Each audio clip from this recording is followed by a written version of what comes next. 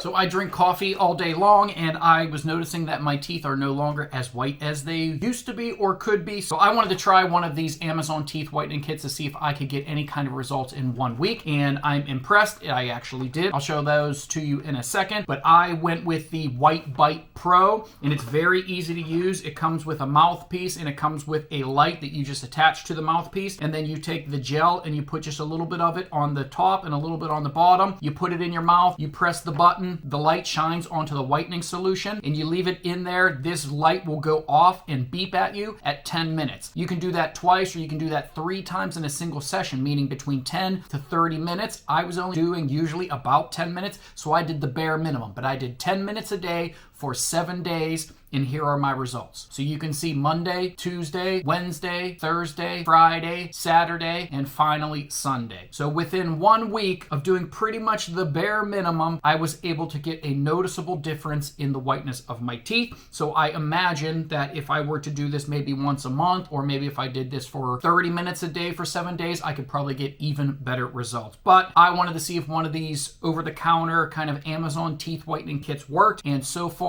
even doing the bare minimum, I'm impressed with the results, and I'm probably going to continue on this so I have a nice, bright, white smile.